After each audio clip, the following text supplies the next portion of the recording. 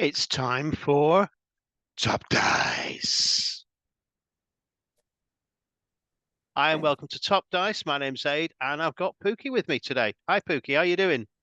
I'm fine, thank you very much. How are you? I'm very well, thanks. And thank you very much for taking time out to join us. Now that's a lot of games I can see there behind you and books and all sorts. Now that's what I call a proper gaming office. Um, it's more of a gaming heap, as it were. The front room is worse. I actually have no idea how many role playing books I own. Um, all I can tell you is that I have definitely read and reviewed almost 2,500 in the last 15 years. And that's a heck of an achievement. That really, really is. So how did this all start? Where did it begin for you, the role-playing front? Um, my story is a little bit odd, and this sounds going to get a bit personal. But I saw adverts for Dungeons and Dragons in the pages of an old magazine called Starburst, and we're going back to the days, years shortly after the release of Star Wars. And Starburst was a film and television magazine that was launched on the back of interest in television and filmic science fiction. Um, so I saw these adverts, and then what happened was that a couple of years later, my parents got separated and would eventually get divorced. And my mother had a first couple of relationships post that separation, and both of the young men involved were role players, and they were telling me about these adventures in these dungeons beneath Lake Geneva, and so on. I'm going, and I was really intrigued. And it wasn't until sort of like earned a bit of money to send off um, to Games Workshop at the, excuse me, at the time, to buy the essentially the basic Dungeons and Dragons set, the one with the Errol Otis cover. That was, yeah, I've got to sort of say, how evocative was that cover? It's a fantastic cover. I mean, I everyone love it. about the one on the basic version for Beckme, the Frank Menzer design one. But I really like that one on the front of that cover more. It's got an older, pulpier kind of feel to it, Yeah, um, and it's a design and feel to it that is carried over into now Dungeon Crawl Classics from Goodman Games. yes. It's there's something about the actual artwork that when I saw it, I already had a copy of Basic D&D, but not the box set. I ended up going and buying the box set again just for the box because it just looks so cool. So the colors were just the thing I always remember. The colors were just so vivid. Yeah, it's got it's there is a certain sense of it being slightly lurid, that color palette, but it's really enticing in the pocket. It looks exciting. Yeah. Well, that's it. It's interesting you mentioned Starburst as well because I used to love that magazine and I used to get that Omni and Fangoria back in the day as well. And I just used to sit there and just pore over those pages and I remember the various adverts in there. So that's absolutely brilliant. Yeah, I can actually remember my mother bringing me home the first copy um, I saw, because she said, "Oh, you like Star Wars? You'll like this." And it's the cover. It's the issue with. I think it was issue number two. It had a picture of the Starship Yamamoto on the front. I remember that one. Yeah. And I'd never even sort of encountered anything like that before. That picture and anime was something that was, I don't know, as a kid, I just never, I think Marine Boy was probably the closest I'd ever got to at that stage. So that really does sort of date me a bit, I think, doesn't it, as well? Yeah, I'd not even seen Marine Boy by then. But I mean, the other thing that I remember from that issue that had an article on the prisoner, and that really sent me down another sort of like, what's this television show? I really want to find out. It was at least another 5 years before it was shown on television again, so I could actually watch it. Yeah, we're spoilt, I think, these days with the streaming and the various other things that we've actually got. So I think we'll count ourselves lucky on that. So it was basic D&D that started you off, and was it easy to find a group of friends to play with back then, or was that a struggle in itself? It was a little bit of a struggle, but I had a disastrous game with my family, or just one that just didn't work because I didn't know what I was doing. Right. And then kind of I took the game to school, um, and introduced it there. I don't think anybody now from then is now still playing. But I took it along to my grammar school and introduced it, and they all got infused and were playing a bit and so on. But ultimately, I think I was the only one to really stick with the game when it fell out of favour. Yeah, well, you very definitely have done. We've got to sort of say that with your various reviews that you've actually done over the years. And going to that, what made you start doing the reviews? Anything particular? I'd written reviews here and there, sort of like during the late '90s, and then after I came back from university, I was working in a cinema, so I was a projectionist, and I didn't have a lot of time to go and game. So I started writing reviews because I had all these game books. I was reading them, and I wanted to give it. I thought, well, okay, I can give a little bit back and talk about these and get engaged with the games. And at that point, I began writing for the Steve Jackson Games uh, e-zine Pyramid, which was online by then. So I went through a period essentially through the noughties where I would have a review in each issue every week. Yep, I remember that again, and that's probably where I first encountered you. Very probably, yeah. I reached quite a lot of people with that. And then when that closed down, I went, well, what am I going to do? I still enjoy writing reviews. I decided to sit down and start writing a blog, just purely of reviews. That was 2009, and it sort of grew now where the initial run would have been about, say, I think it's about 90 reviews in the first few years each Yeah. year. And now it's rocketed up to, I think last year I did something like 370 reviews, um, which is sort of like more than one a day, Yeah. effectively. Yeah, and you've obviously started using the video format as well now. Yeah, I mean, as a result of lockdown, it was a case of, what am I going to do with that? Oh, hold on a minute. Everyone else is doing this. I can do an unboxing video. And by that point, my partner had like a reading nook in the garden. And I went, I could do unboxing in the nook.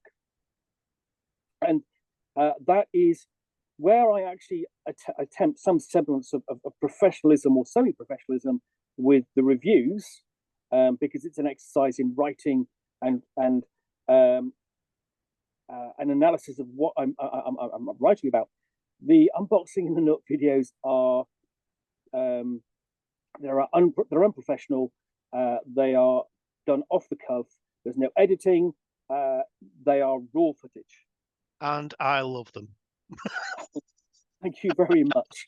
I do appreciate that. That's part of the attraction for me because we get the full force, I think, of what the opinion is, and sometimes your expression can just tell us straight away. Well, thank you. I mean, and they're fun to do. And we typically do them in batches of about 5 in one go because it takes. I'll probably do them. It takes about an hour to do that, and I'll do 5 per week. And I've been doing them sort of religiously as the weather is good until the point now. I'm currently uploading videos for release in January 2026. Now Um, that's what you call planning ahead. um, it's just sort of like, well, the thing is, at the moment, I have brought back a big pile of books from UK Games Expo Yeah. to review. And that's pretty typical when I come home from a convention. I've got a big pile of books to review for the next 6 months or so.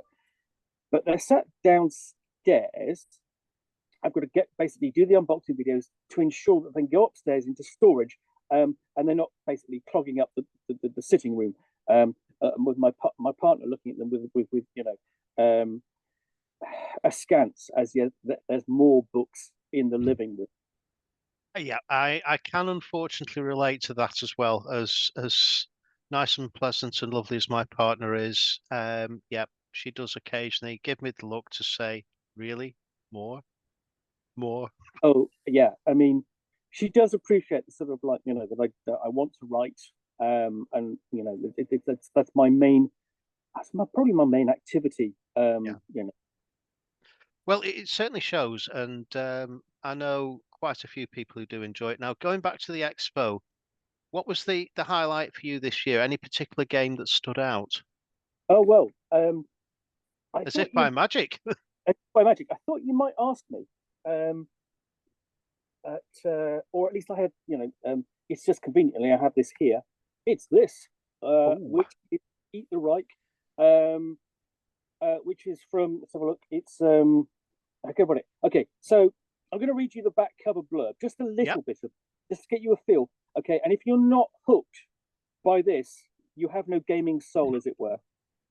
Test So me. the year is 1943. You're a unit of crack vampire commandos coffin dropped into occupied Paris. You have one mission: drink all of Hitler's blood. Take my money. Uh, yeah, uh, and let me just show you, just so I can show you some of the artwork inside. Oh boy. Oh boy. Oh boy. Oh boy. Just yeah. Okay. You've sold that one on me. That's a definite. So that was a big one. Ah, and one of my favorite newer games, Going Yeah, this Underground, this is going underground. It's a case Rivers of file London. London role playing game Yeah. from Chaosium. And this is a nice little adventure for it. I mean, I've already done a review of it, and basically, one of the things I sat down and when I wrote the review, and I'm thinking, okay, would uh, could you imagine this actually being a short story written by Ben Aronovich? And I thought, actually, yes, I can. That's its selling point. It's such a nice sort of like sort of cozy-ish mystery, that delves into a lot of London history, at least. Well, I'm a big fan. I must admit, I'm reading the books by Ben again at the moment, and I'm getting quite sad because I'm getting to the end of my volumes, unfortunately, and I'm just waiting for a new one, hopefully to come out in the very, very near future. And we've the TV series as well, which might give the role-playing game a bit of a push. But I can recommend to anyone out there, and a bit off. Here's an aid review rather than a Pookie review. Rivers of London role-playing game. Pick it up if you've ever read any of the books or enjoy anything like that, whether it's from Ben or Jim Butcher or any of the others, anything like that. Urban fantasy. I just love it, and it's so quintessentially English, isn't it? Rivers of London definitely is, Yeah. yes. That because the one interesting thing about it is that the main character is a metropolitan police officer. So it's and what that means is his approach to solving crimes is completely different to other jurisdictions, even within the UK, but definitely compared to the United States and elsewhere. Um, Although, because of course he's a Newtonian practitioner, he actually has something else in his arsenal to back up his investigations. Yeah, very much so. Well, I do enjoy them, and I'm looking forward. I believe they're going to be coming out with an American source book as well for it, which could, I suppose, well, it will sort of add quite a few new dimensions onto it, I suspect, and certainly attract more of the American role players as well. So hopefully, we'll see quite a few more releases for that particular system. I And hope that it does feel as there's very few of them at the moment. yeah. Well, I like the fact that Chaosium don't overload people with, or gamers with, just anything and everything, and don't seem to sort of throw something out each week. I always think back to the days of third edition D&D, and I used to run a shop back in the day, and in some cases you'd be getting 3 or 4 releases a week from basically Wizards trying to sort of push this thing actually out, and it got to the point where nobody could actually sort of keep up with everything that was actually sort of coming out there from it. So again, that's something actually with fifth edition I'm quite pleased to see. They've not done it to death, as in brought a release out every single week or even every single month. They've really taken the time with it. Yeah, I Uh, mean, I've seen personally, I'd like to see some more smaller releases, sort of like more shorter scenarios, yeah, um, that sort of like in the older style, not necessarily in. in the classic style, but sort of like the 80s, 70s and 80s, but perhaps a bit like what they did with third edition with that set of scenarios Yeah. built. That would have been nice. But Yes. Yeah, it's not. They've gone with obviously the very clear the hardback book imagery, and it's okay, but it's yeah, I can go with what you're sort of saying there. Some smaller rather than full blown, full in your face adventures would be good, and also some more original stuff as well. But that's by and by. We'll just see what the future brings. It's got to be said that D&D has really brought a lot of people through to the hobby, and I know it gets a lot of stick, but as far as I'm concerned, if it brings people in, then it's great for me. And everybody knows what D&D is. Well, most people do these days, don't they? That's the thing. yeah, agreed. I mean, for most people, it's synonymous with the hobby. And we've got to thank essentially Critical Role, Stranger Things, in part for the popularity of Dungeons and Dragons, and the fact that it's reaching an audience which has a wider acceptance of everything. Well, essentially geek, as it were. Yeah, that's it. I mean, even to the point where I mean, at one point, I mean, I used to work. I used to work in a sort of like in Forbidden Planet. Essentially, just occasional shifts there here and there. You would have parents come in and say and talk about it with regard to sort of like, oh, what is what is their particular, what does Alan want for his birthday? He wants this book for Dungeons and Dragons, and they don't, and they go, oh yeah, that's fine. It's not, it's no longer regarded as something weird or strange as it was in our days. There's no moral panic against it. Yeah, that's another big thing as well with it. And like I said, it's got its detractors as fifth edition, but as far as I'm concerned, it's getting the word out there. So yeah, and it's got so many different variations these days. It's, I suppose, a bit much like third edition had with all the various I suppose you've got Stormbringer coming out for third edition. You've got various you've got all sorts of spycraft, all sorts of third edition handbooks ended up coming out, didn't they, with it? And it just developed the genre, I think, as in role playing genres, just completely turned I everything mean, around. the problem with third edition is that you've got a glut of it. To the point where it was impossible to keep up. I think to a certain extent, it's what we've had with fifth edition. We've had less of it reaching the shelves of your local gaming store, and much of the output has been on the DM's Guild. Basically all the PDF content and print on demand. Yeah. Yeah, which again isn't bad. Again, it's all about getting it out there, isn't it? And good grief, I wouldn't even like to begin to imagine how many D&D products you have actually reviewed, and I won't even begin to ask that because Actually, not as many as you would think. I don't actually review a lot of fifth edition content.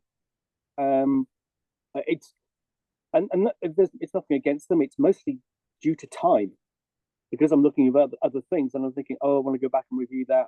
I just don't have time to go back to and look at these big thick books. And it would primarily be the core fifth edition books I'd like to have a look at, especially Ghosts of Saltmarsh and Pandelver are the two books I'd really like to look at because my favorite Dungeons and Dragons scenario is U1 Sinister Secrets of Saltmarsh.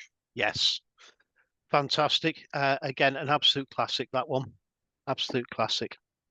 And So, I mean, it's also one, it's a classic for two reasons. One, it's very British yes, in its tone, but it's also very American because essentially it does the Scooby Doo plot.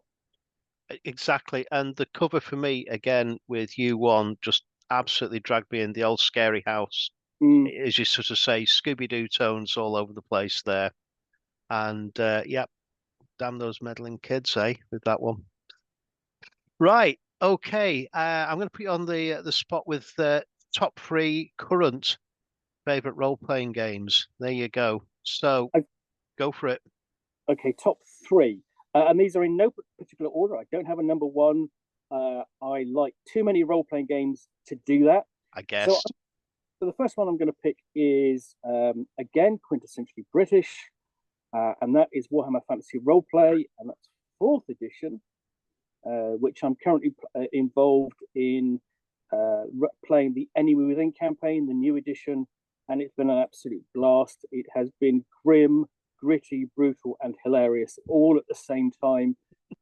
Our game master has just said essentially we are getting through about a page's worth of content from the books every week, because essentially he says, okay, he gives us the basics and just let's run with it and run with our characters. Because of all these sort of like the in jokes and the mucking about we do as characters. And I had the joy of actually meeting up with that gaming group for at UK Games Expo. We played 35 sessions online, and we met up face to face for the first time at UK Games Expo. Brilliant. And it was all like we had stepped out of the tree and continued with the same characters, same jokes. Brilliant.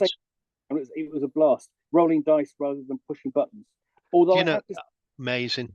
Yeah, the VTT adaptation for Warhammer is very good. It takes a great deal of the essentially the mechanical barrier, basically out of the way. Well, that's one of them. Number two, or well, in no particular order. I would go with RuneQuest role playing in Glorantha. Mm-hmm. Interesting. Played by Chaosium, published by Chaosium. I like it because of the setting and the integration of faith and magic and the relationships between the gods into that setting and how that affects the world around you. I've been playing another campaign called 6 Seasons in Sartar, which is available on the Johnstown Compendium. It's absolutely terrific introduction to playing RuneQuest and being in the world of Glorantha. And you start off with being teenagers who go through their initiation and become adults, and then are confronted with mysteries and difficulties over the course of essentially 6 seasons, basically about roughly a year or two. Again, I'm a big fan of Glorantha as well as Warhammer. It's got to be said. So that's two that, yeah, go on. And okay, the final one? Well, I'm going to say, as a fan of Glorantha, if you've not looked at 6 Seasons in Sartar, you absolutely should. I haven't yet, so the role playing in that setting, even despite the visual content from Chaosium, because it starts from first principles and doesn't overwhelm you with information. That's one of usually the big issues with new people to RuneQuest, of course. I suppose the sheer amount of lore behind it. But right, I'll have a look at that as well. And well, not number one, but number next. Okay, for my third one, it's kind of difficult because I can't decide between Call of Cthulhu or Delta Green. You can have both. You can have both if you want. Okay. There you go. I'm feeling nice. Thank you.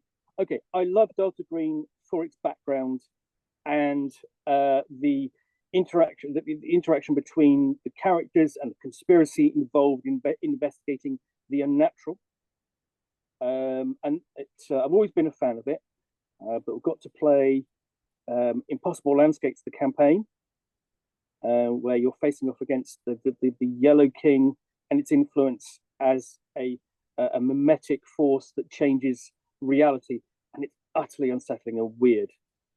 Really a deep campaign that you quickly learn not to be able to trust reality. Absolutely fantastic. And then, of course, Call of Cthulhu, because it's a really kind of fundamental horror game in the hobby, and the one that has spurred an incredible amount of information and creation and creativity, especially on the Miskatonic repository. But there are some fantastic scenarios out there for it as well. And it's a very malleable kind of game because you can set it in different time frames and settings. I like Cthulhu by Gaslight. Then there's then there's the Rome set one, and so on. Again, a huge fan. I was a fan of Lovecraft before I actually got into role playing. Actually, I read my first book as a very quite youngster actually, and when I first saw the Call of Cthulhu game, I was introduced to it by a friend. Actually, I didn't even realize it was out there, Andy, and I was just absolutely blown away the fact they'd actually done a role playing game for this. And I played it, and oh, good grief, I was hooked. We must have had about a couple of years of me not playing D&D and ended up playing almost exclusively Call of Cthulhu, which I just loved. Fungi from Yuggoth and all the old campaigns. Absolutely Yeah, loved it.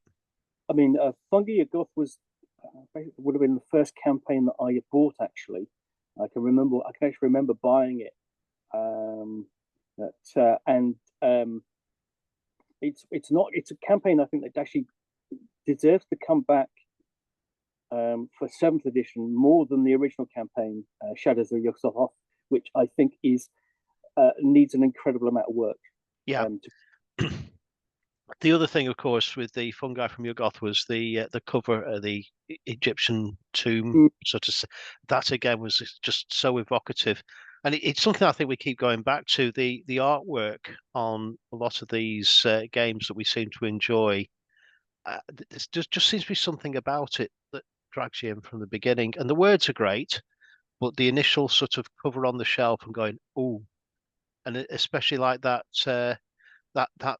Vampire Reich book that you showed there again, the cover was just like, oh, hang on a minute, that looks something. There you go. That's something like, whoa, yeah, okay. Yeah. Sorry, I didn't see you. Okay, so you see this. You've got this is an insert. I could tell that was some sort of insert there. Yes, and you've got that harkens back to the old original White Wolf Werewolf game. The old the yeah, claw in the cover. Yeah, that was yeah. it. So that's great. Look, thank you very much for the time you've spent actually sort of talking to me there. I'm hoping you're going to come back and sort of spend some more time with us actually if you're free. I'll put some notes in the description for anyone who wants to have a look and see what Pookie's done.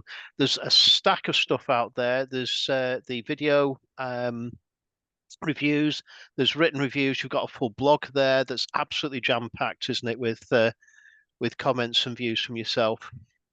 Yeah, I mean, basically, you've got Unboxing in the Nook is the YouTube channel. As I say, don't expect anything flash. The nearest thing that's flash in there is the nice hot cup of tea. And then Reviews from Really is the long running blog. Yeah. I'm actually sort of working on a couple, I'm basically in the midst of writing a couple of reviews for this weekend. And I'm going to do some more reading for that as well. Well, we look forward to seeing what you're going to sort of be coming up with next on that front. And I believe you sort of involved in the industry in any other way, writing, editing? Have you got any sort of plans on that front? I'm an editor as well, editor and proofreader. Professionally, I'm an editor and proofreader as well.